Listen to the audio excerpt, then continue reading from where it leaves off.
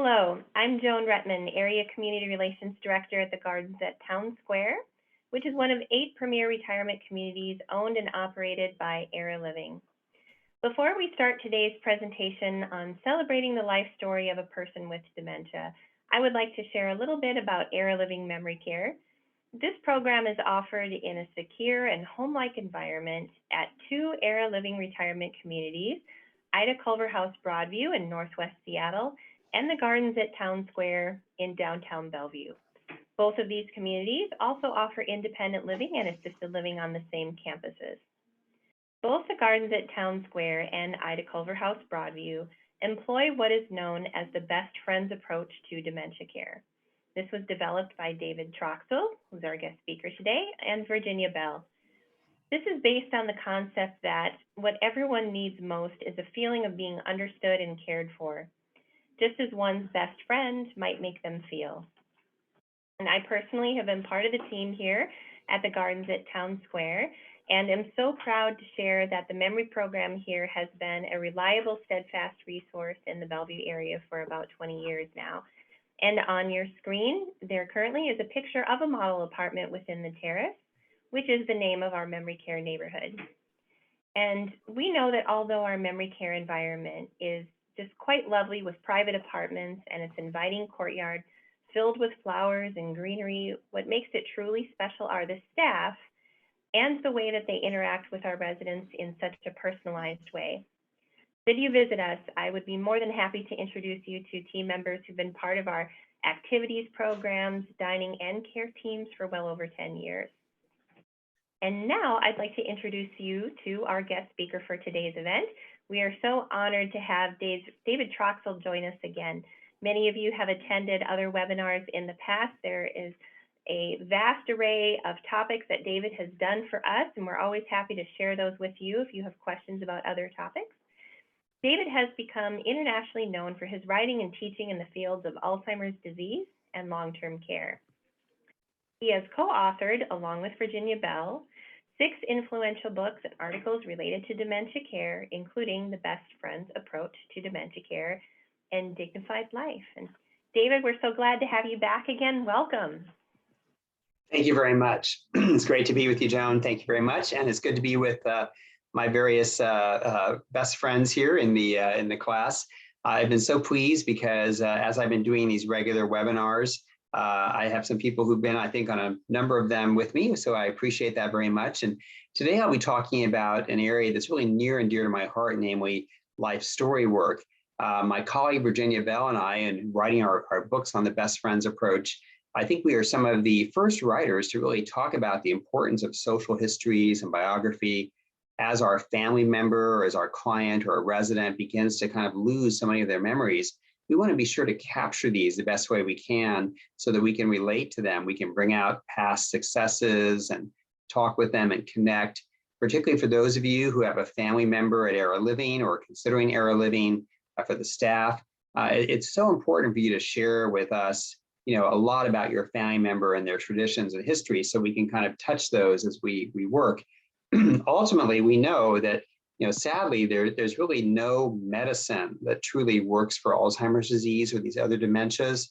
So as I've said on previous webinars, I think the treatment for Alzheimer's disease and other dementias is really you and me.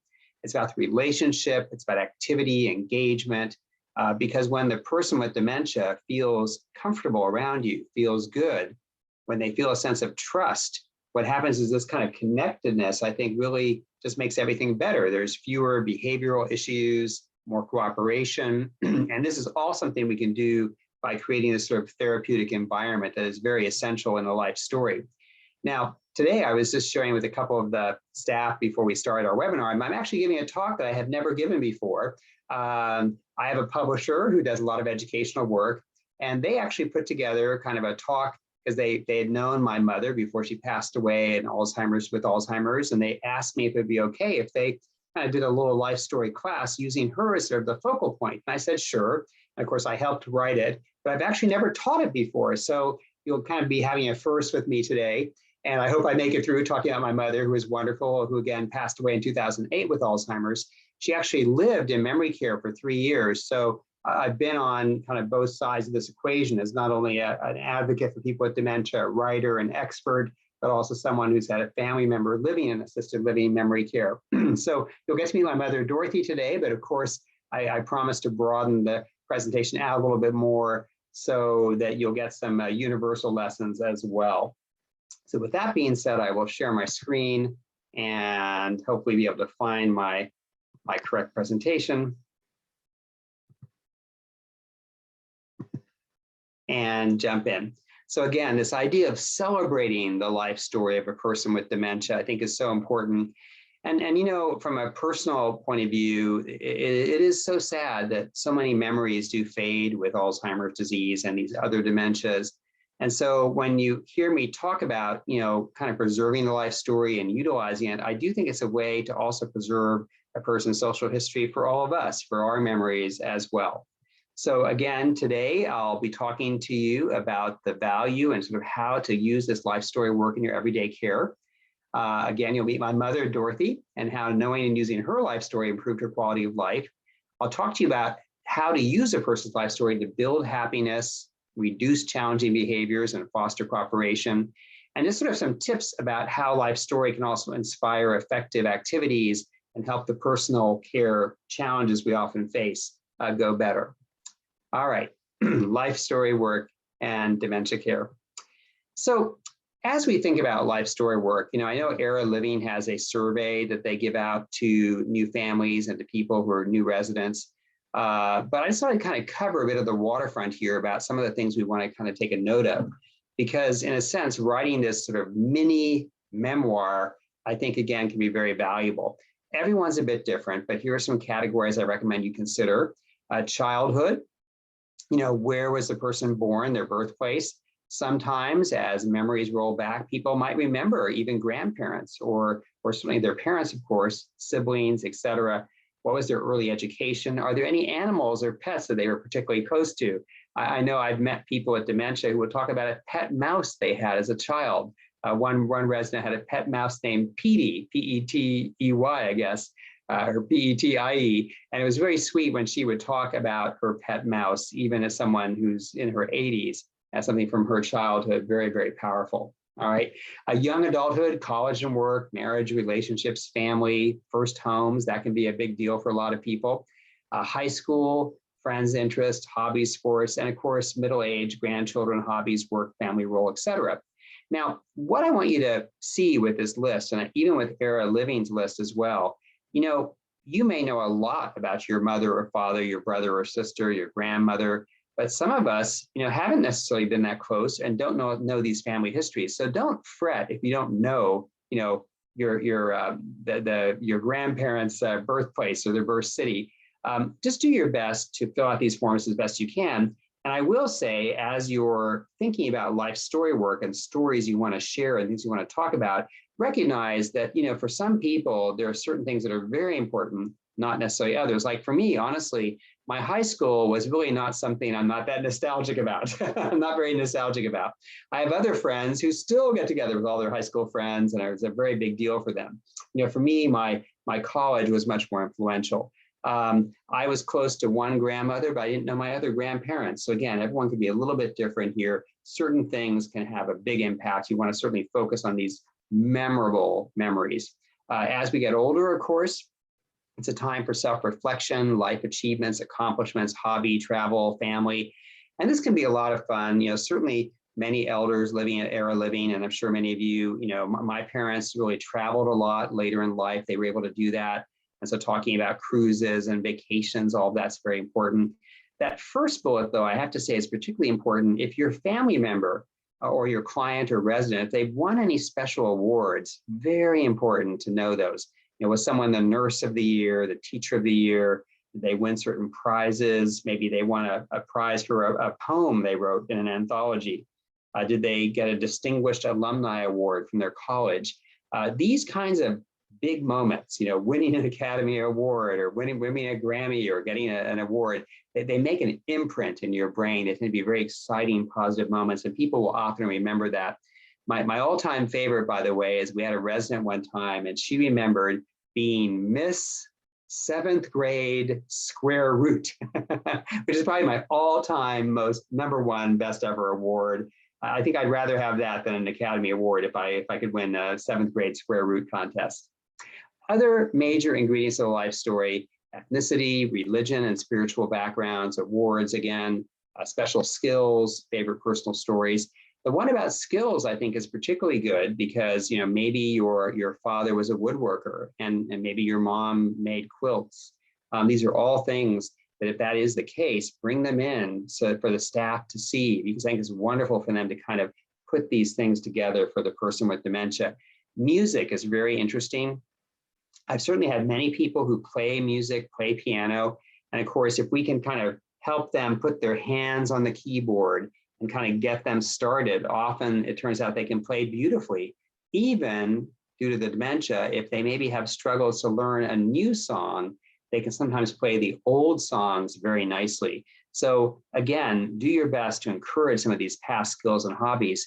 Now, again, with this example of a piano player, again, I think it's very interesting. I have met people with dementia who are able to retain that piano skill for many, many, many years. Others seem to either forget or not want to play. And I kind of have a theory, it's not evidence-based, but I do think there are some people with dementia who perhaps know that they can't do it the way they used to. They kind of know their own sort of self-standards. And if you can't play piano the way you used to, and you love the piano, that can be a reason why people may not want to do it. But again, this life story work, we want to be sure, particularly the staff, know these things, because if we don't know someone played the piano, we'll never have the opportunity to take them up to the piano, put their hands on the keyboard, kind of press that start button, initiate for them, and some magic can happen. So these are all things that can go into a life story. And I'm going to talk about it later, but again, just to, I think it's okay to talk about things more than once in a webinar.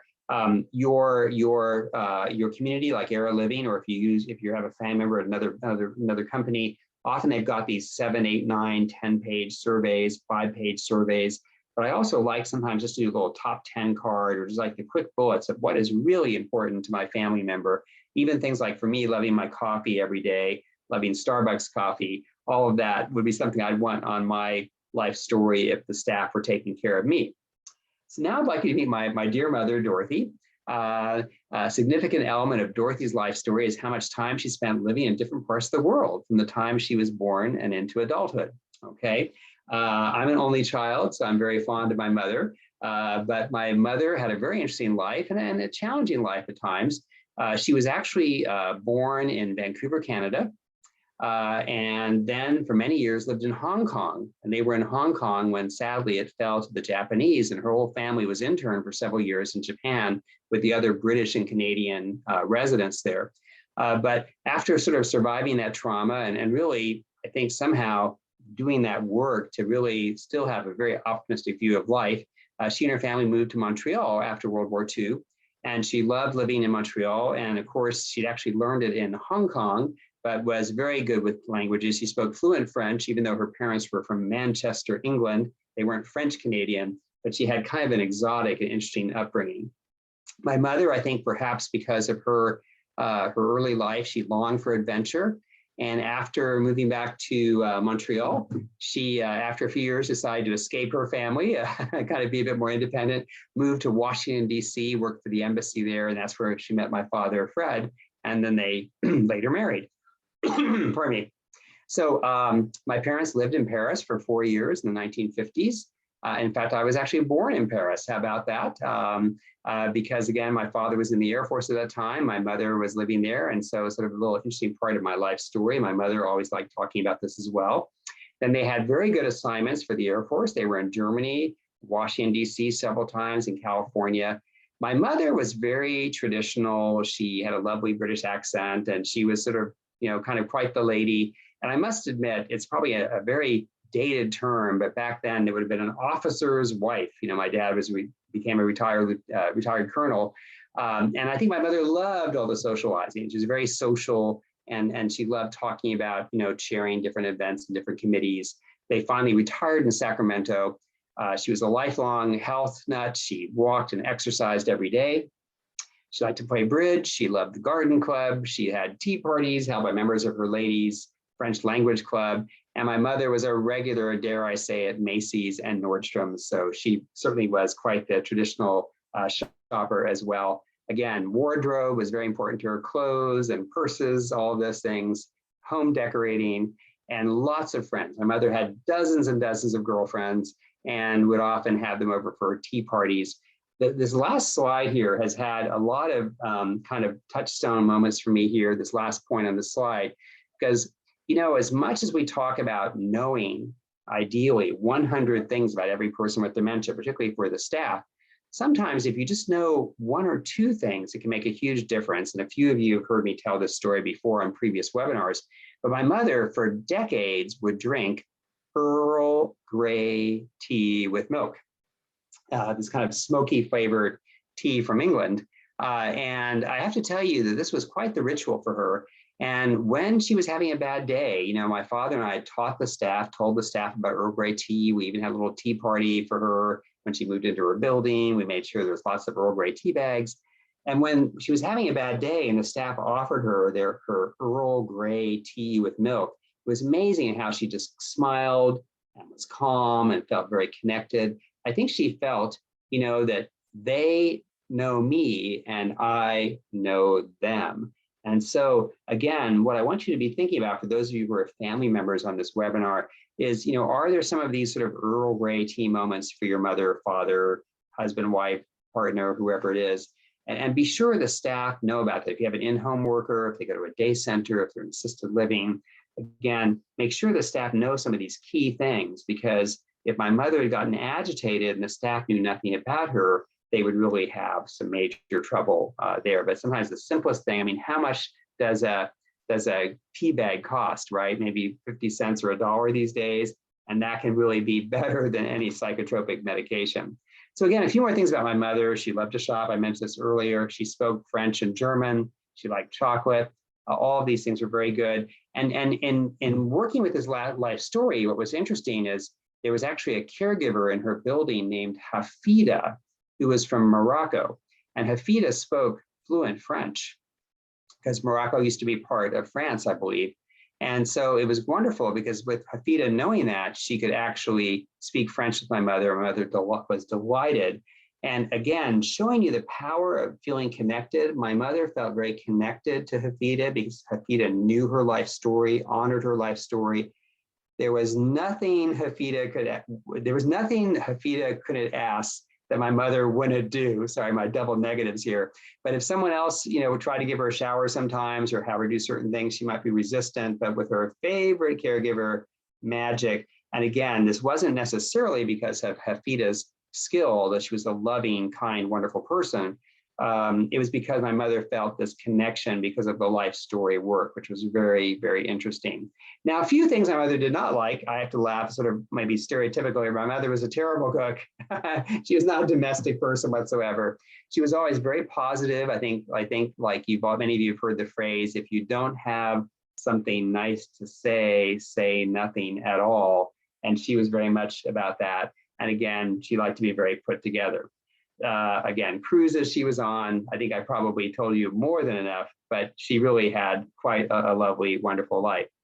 And again, sadly, much to my shock, working in this field for many, many years, even though she just was so fit, she did get diagnosed with Alzheimer's in her 70s.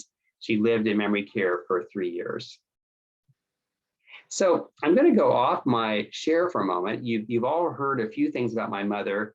Let me just ask you if you were going to be caring for her, if you were running a building or a day center, or you maybe had to spend a few hours with her in the afternoon, what would be some things that you think you might try with her to make her feel connected? And there's no wrong answers. If you have any other inspirations, what are some things you might do with Dorothy? If you want to go off chat, you can just hold, I know, Joan, if we need to help give them permission, you can just hold down your space bar and speak up or put something in the chat room. But any thoughts about how you could be an effective caregiver to Dorothy?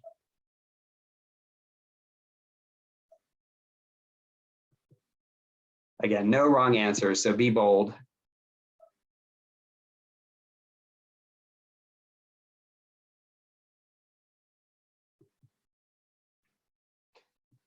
Oh, here we go. A Oh, few we've got chat things some are good coming in. feedback in chat. Have a tea party. Thank you, Elaine. Talk about traveling. Great.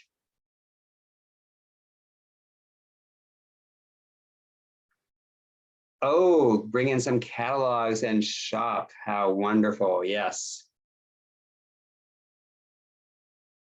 Showing pictures. Showing pictures, maybe from online of Paris, France, or other things like that, or Montreal. Yeah, very good.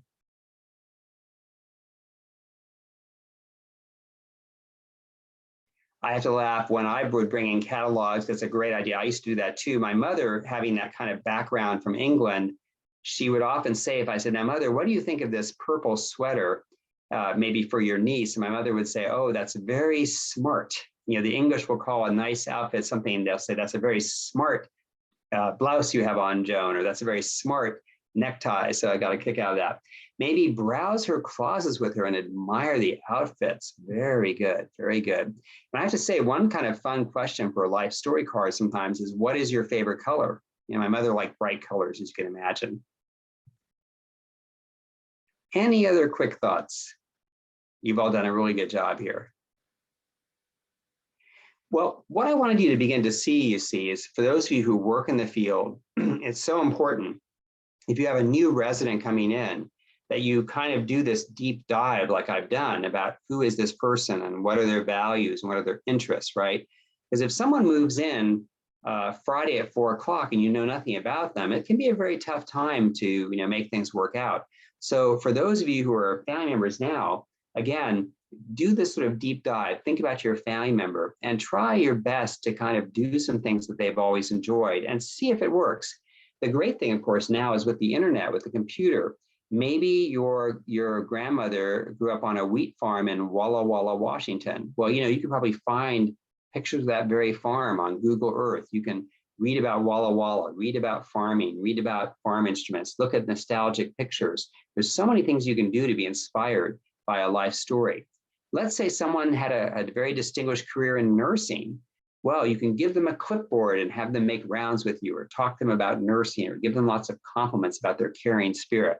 So again, I want to be sure that you're typing this up or writing this up for yourself, but definitely be sure that you're a very good advocate and teacher so that any staff members or volunteers or even neighbors or friends who are coming in can be very, very helpful. It's not part of this webinar specifically, but certainly we know that it can be very tough when someone with dementia has to go to the hospital. They get thrown into this alien space where all their kind of anchors are taken away from them. And so one thing I think is very good when you have a life story form or even a top 10 card is to make sure that it goes with them to the hospital, so staff know that maybe your brother lived in Honolulu for most of his life and he likes it when you greet him with the words aloha, or he plays ukulele, or he can listen to some Hawaiian music on an iPad. So again, these are all little tricks you want to build into your caregiving situation.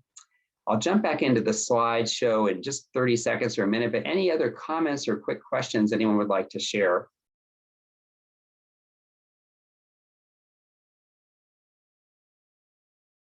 All right.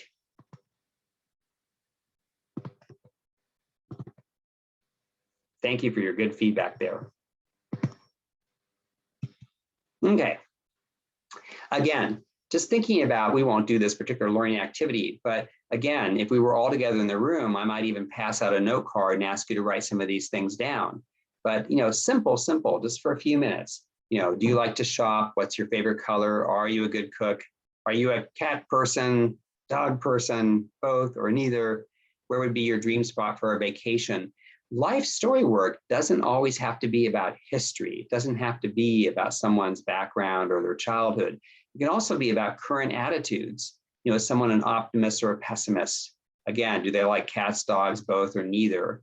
What were their favorite holidays? What are their favorite holidays? So again, even if, and I'm sure, Joan, this has happened to you and the team at Era Living, families are very diverse nowadays. And I'm an informal caregiver to a neighbor who's 92. She doesn't really have a family. I don't know a lot about some of her early years. So if someone gave me this extensive life story form, I may not do a very good job. I mean, I know she was born in San Francisco, but I don't know a lot about other things about her, right? So what's happened is if you don't have this as a staff, you can still say, well, I noticed that Joan always loves strawberry ice cream, or I noticed that Joan likes to sleep in, or I noticed Joan likes a tub bath, not a shower. I noticed Joan enjoys the music programs. I noticed she really relates it when for the faith, spiritual activities, religious activities, right? So again, these are things you can also kind of observe, this sort of contemporary view of life story work about where they are today, even if you don't always know a lot about yesterday. So again, life story for Era Living, the life story is an essential part of being a best friend's caregiver. Era Living uses the life story to bring out the best in persons with dementia. I'm so proud and honored that Era Living's embraced the best friends approach that I've written about in my books. And again, when you think about truly having a best friend, you know your friends well, right? I know which one of my friends would love a surprise party. I know which ones of my friends would never speak to me again if I threw them a surprise party. You know people who are planners or who are spontaneous, right? So again, we even know what kind of restaurant to take people out. We know which friends of ours want to go to meat and potatoes and which ones are very adventurous and want to try the latest Vietnamese restaurant, right? So at Era Living, again, the staff are taught to kind of be with the person with dementia as though they were a best friend, and life story work is very important. So again, how do we do this at Era Living? Well, with life story work, you want to greet the person by name, make a personal connection.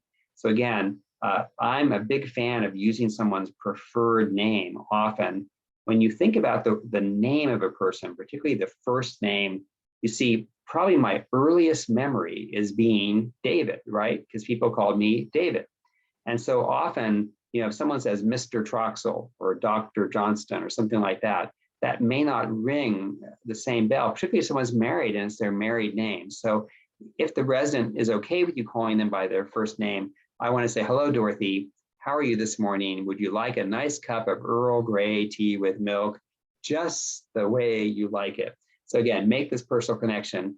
Good morning, Joan, how are you? I see you're wearing a pink sweater. I know that's your favorite color. You look wonderful. So again, this idea of using someone's first name and kind of making that connection to their life story. Good morning, Bob. It's an honor to meet you. I hear you delivered over 1,000 babies as a pediatrician in Seattle. I'm honored to meet you. These are little things you can do, again, even if it's your family member. Best friends, caregivers at Era Living use the life story when introducing people to each other, right? So you might say, Ruth Ann, I'd like you to meet Dorothy. She loves to shop just like you do. I'm a big fan, if you are someone working in memory care, of kind of pointing out commonalities. Hello, Ruth, I want you to meet, Michael. Did you know that you both were born in Alaska, or you both grew up in Alaska, or you both worked for Boeing, okay? Again, this idea of kind of pointing out things that people have in common within this sort of group setting, within this neighborhood of memory care, I think can be very, very successful and helps people feel the sense of community, enjoy the sense of community.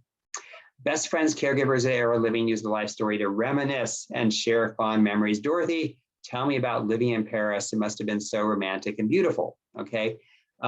In our brains, we're actually kind of wired to remember happy memories over sad memories, with the exception of trauma. And so if you begin to sort of sense that there's a certain era of somebody's life that was particularly meaningful for them, something they really enjoyed, it's quite fascinating. But, someone with Alzheimer's or dementia, they may remember what happened 40 years ago, even if they forget what happened 40 minutes ago, right? So again, these old kind of long-held memories are often there. And it's fun because when you reminisce, you might learn things about your family member that you never knew. Best friends, caregivers at Era Living use the life story to improve communication by providing cues and clues. So again, with my mom, as sort of our case study here, do you know my son? Asked Dorothy. Yes, I know David, answers a staff person. That's right, David, says Dorothy. So let's say my mother was struggling to remember my first name. Do you know my son? David. Oh yes, David. Again, we want to give people space and time to hopefully remember things. They can often come up with those words and names. You don't want to step over them and, jump in super fast, because I think it's still important for them to try to retrieve some of these things. But, that delicate balance, when you can sense there's a little bit of stress building or forming, that's when, again, you could kind of provide that gentle cue. Oh, yes, mother, you grew up in Honolulu, Hawaii. How about that? Again, very, very effective, I think, and very kind as well. So again, with this life story work, Era Living members, for example, if my mother were still alive and living at Era Living, they could use her life story to personalize their approaches, okay? So again, daily walks. How do you get someone to come to a walk? Dorothy, I know you walked a lot in Paris, France. You walked on those cobblestone streets. How about we take a walk in the neighborhood? Who knows what we'll find, right? Sharing a cup of tea, an old ritual, the fashion show. A few of you mentioned that earlier. Maybe someone might enjoy, again, have some fun with this. Mom, I have a big meeting at work, and I just don't know whether I'm wearing a nice enough jacket today, or do you like my shirt and tie? Or will you help me? Let's go into my closet. Will you help me get a nice outfit together for the church social or for my meeting, right? All these things can be very, very good. So again, inspired by their life story, looking at fashion magazines or catalogs, talking at her son and husband, a tea party, a chocolate treat, reading a French magazine or asking her to teach you French. We had years ago when I worked in a day center, we had a woman who was from Japan, and she would teach us different Japanese phrases and words. And this made her feel very, very important, okay? Travel magazines and reminiscing, okay? I can't resist sharing one story with you. At my mother's building in Sacramento, it was really one of the sweetest things ever. I walked in one day and there was a CNA or caregiver sitting with my mom at the table, and they were doing something together. And I as I approached, I realized that the caregiver had these old-fashioned French English vocabulary cards. I'm sure many of you may remember, but before the internet and all this fancy stuff, one way you learn languages we had these sort of flashcards. You kind of drill yourself the French word, the English word. So this caregiver had apparently seen these French English flashcards, vocabulary cards, at a garage sale, and she bought the box for like $2. She came to work and she said to my mother, Dorothy, I've always wanted to learn a foreign language. Would you be my French teacher? Would you be my professor? And they began working together during the day, almost every day for a few minutes. And my mother would teach her French, and they'd use these, flashcards. I just thought it was so unbelievable, so charming. It totally warmed my heart. But the funny part is I walked up and I didn't know any of this until I first saw it. And I said, oh my gosh, Mom. And I forget the caregiver's name. Sorry, but I'll just call her Cindy. Gosh, Mom, gosh, Cindy. Oh my gosh, look at this great activity. Oh, and Cindy told me I found these flashcards. And my mother said to me in her British accent, darling, it's so nice to see you, but I'm terribly busy. I'm in class. You'll have to come back later. So I got summarily dismissed from seeing her in memory care, which of course never happens. Usually they don't want you to leave, right? But I got completely dismissed because after all, she was too busy to really see me. So I thought that was very humorous again. But how about that young caregiver? What finesse and what kindness and what sweetness that she really had thought about my mother's life story, had bought these things at a garage sale. And in fact, she was learning some French vocabulary and words. So I thought that was very charming and very sweet.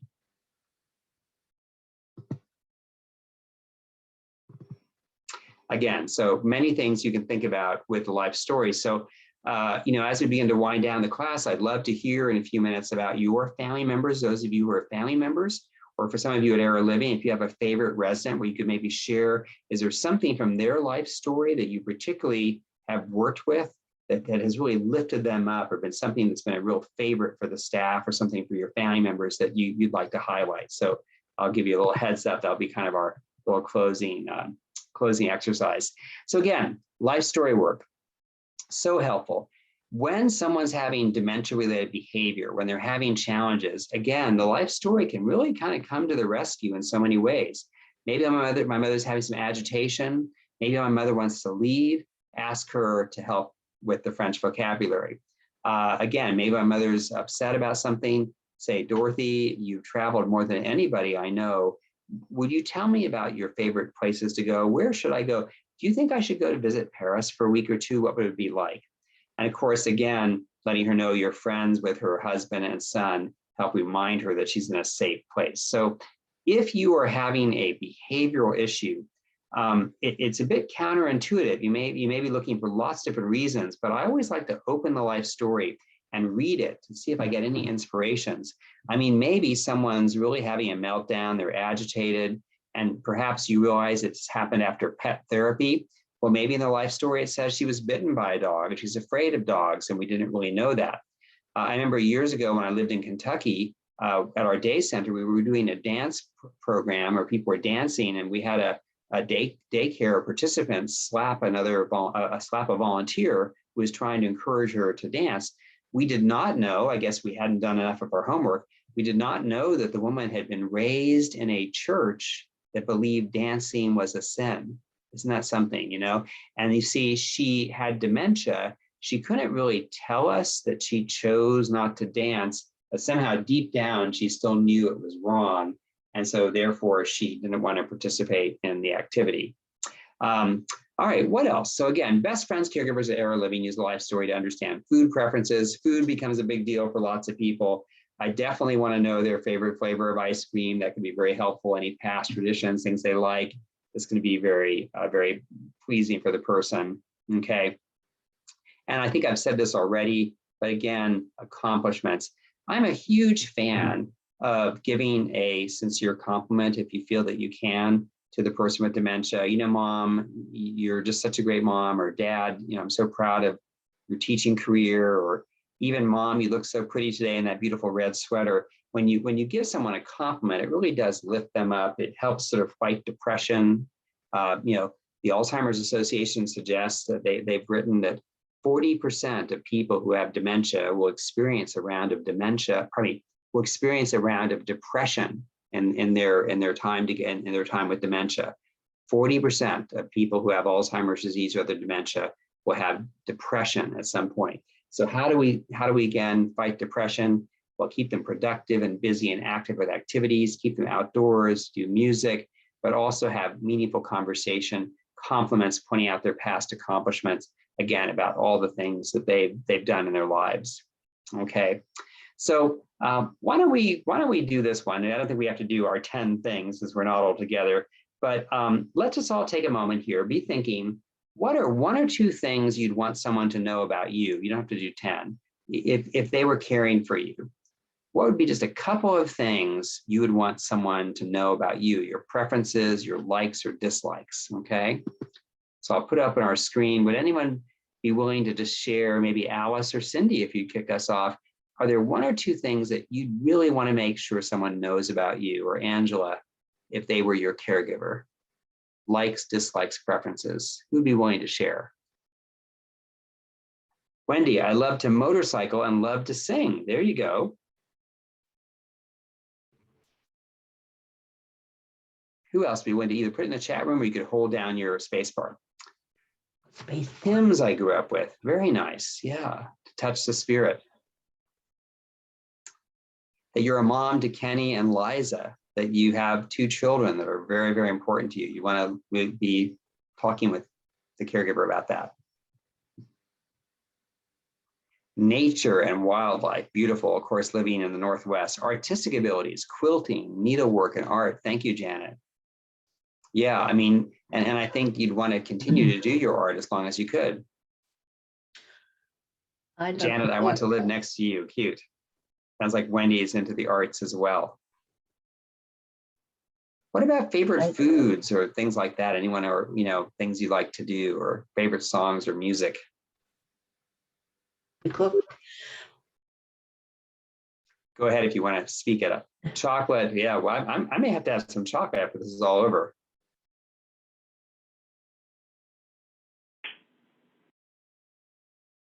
Anybody else be willing to share what they'd like someone to know about them?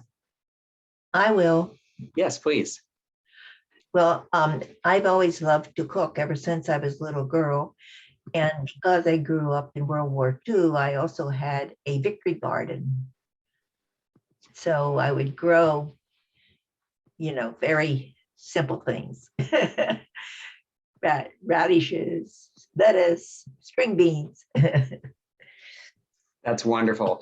Tell everybody what a victory garden is, because I bet some of the young people don't know what that is. Oh, yes. Well, during World War II, everyone was encouraged to grow as much food as they could because food was rationed as the war grew on. And if you lived in the country, if you lived as I did, of course you had the space for it. But people turned their yards into victory gardens. Their rose bushes left their place for their string beans. And so that was one of the efforts that most of us could do to help out with the war. That's lovely. Well, I think knowing that someone loved to cook, see, I think what I would do if I were with you and you needed some help is we might go through old cookbooks together. You might help me plan a dinner party. Maybe I discover your box of recipe cards and we can go through it and have a lot of fun talking about it. We could actually make a recipe together. All of that, very, very good. Yeah, thank you. Thank you. I apologize. I could not quite see who was speaking. What is your name? You're talking to me? Yes. I'm Pat Zeisler. Pat, thank you very much. Somehow I couldn't quite see in my various boxes who it was who was speaking. Okay. But I just loved your contribution. Thank you. That was very wonderful. So as you can see, these are all things we want people to know. And if your family member has dementia, I think you want to be their advocate for them as well. Okay. Well done. Thank you very much. So again, a few kind of wrap-up points here. Knowing a person's life story makes caregiving easier and more rewarding.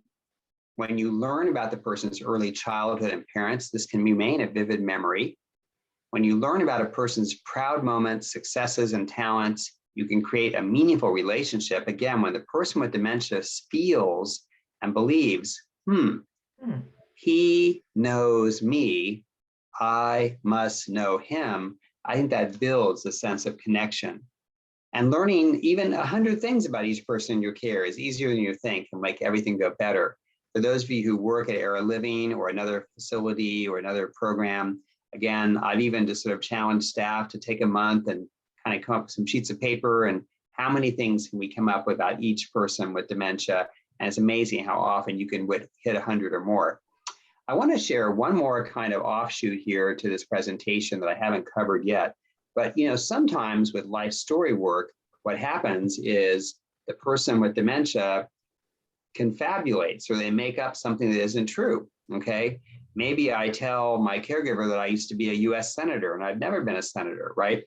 And so one of the things that happens is I don't think people with dementia are deliberately making these things up, but often memories get complicated. Even memory for all of us gets complicated. And so if someone is remembering something that hasn't happened, I would just run with it. You don't feel like a need to correct them. If they feel like they were born in Paris, France, when they were born in Chicago, just say, Mom, how wonderful, tell me more about Paris, right? So I think all of these things can be very, very good. I just kind of run with it. I remember, again, I was at a building in Florida one time, and it was in the city. What was that city? I want to say Fort Myers, but I think I'm a little bit off on that. It was a city where Thomas Edison had his summer house, the famous inventor. So I decided to do a program on Thomas Edison and memory care, and I had a lot of fun teaching this class. But when I first mentioned the word Thomas Edison, this one, this very, very famous, kind of the Bill Gates of his time inventor, this one resident said, "Oh, Thomas Edison, I used to date him." And I was thinking, well, let me think about that. And she looked like she was well into her 90s, but I was running through my head the math. And I thought, I don't think that's possible. I think she would have been 3 years old. So, I didn't say, now, you did not date him. That isn't true. Oh, my goodness. I said, oh, my gosh, tell me about him. He was really rich. How did you let him get away? And she laughed. So it was a big mistake, big mistake. So again, you can kind of be playful and get into their reality. I see a nice comment here from Janet. I just had a 60-piece puzzle made for my mother of her wedding photo with my dad. She loved it, and the staff asked her about it, which makes me happy. Very clever, Janet. I love that idea. Congratulations. That's really a good practice as well. All right. So again, as we think about some of these key points here, knowing how to use the elements of a life story can help us change a bad mood into a good one and reduce challenging behaviors. Bring up a favorite subject, bring up a favorite story, bring up a favorite thing, or give them the favorite flavor of ice cream. These are all things that can kind of help change the mood. Life stories can give you many ideas for both structured and unstructured activities. So again, if your family member has been arty and loves quilting and doing things like that, and again, maybe you can do a simple art project. I'm a big fan of collages. We can at least handle material. Again, maybe mom can't do the knitting or the quilting anymore, but you could handle fabrics. You can watch a documentary on quilt making. All these things can be very, very helpful. And of course, before and during personal care, if you're having to help someone in the bathroom or the shower, talk with a person about his or her values, interests, and experiences that you've learned from their life story. If you kind of break the ice by talking about something meaningful or important or something fun from their life story, that personal care usually goes much better. Okay, so thank you very much for letting me kind of share some memories of my own mother and give this presentation really for the first time. I just want to make sure you knew my contact information. I'm always happy as an educational partner for Era Living to answer any questions you have. My email is simply davidtroxel@gmail.com. My website is Best Friends Approach, and you can always, if you are on Facebook, you can like Best Friends Approach, just click a like button, and I send out lots of different content and material. A few of you may know this, but my longtime dear friend, Virginia Bell, who's my co-author of the Best Friends Approach, my longtime writing partner, she's turning 100 years old, June 30th. And we're working on a new book together. She's very active in her community. She's doing great. I'll be back in Kentucky to celebrate her birthday with me. And you'll see a bunch of stuff on our social media about that as well. And of course, if you have any questions about Era Living, you can go to eraliving.com/memory care to learn more about the program. So thank you very much for letting me present. I'll turn it back over to our hostess, our host today, and again, be happy to answer some additional questions or other comments. But again, blessings to all of you, and thank you very much for being part of this series. Thank you, David. So much appreciated as always. I know I'll share just a really short story too that relates to using the Best Friends Approach and the life story, where with one of the residents that lives here at the Gardens at Town Square, she's very private by nature typically, doesn't volunteer a lot of information. So using the life story, we learned about a favorite recipe of hers that's not just any recipe, but it goes back for generations and generations. It's a dill bread recipe, which she just loves. So once we learned about that, we were able to get the actual recipe from her family, and then using the kitchen area that's part of our memory care, we were able to work with her to help share her story about traditions, family traditions, and when dill bread was prepared and made and how it was made. And compared to when she first moved in and using that to help her adapt and adjust, it was like speaking to a totally different person. She really opened up. She was just glowing, sharing about her dill bread story. And then just to be able to smell it, and all of the residents were getting excited about that and passing it out when it was finished and sharing, it was just amazing. That's wonderful. I know my mother-in-law loves matzo ball soup. So there we go. And making matzo ball, or one of our other recipes, what's it called? Mandel bread. So she loves it when the old recipes are really cute. Questions, comments, observations. We have a bit of time before we have to wrap up, or even on other subjects or other issues going on for all of you. Feel free to take your microphones off mute at David, this time. Yes.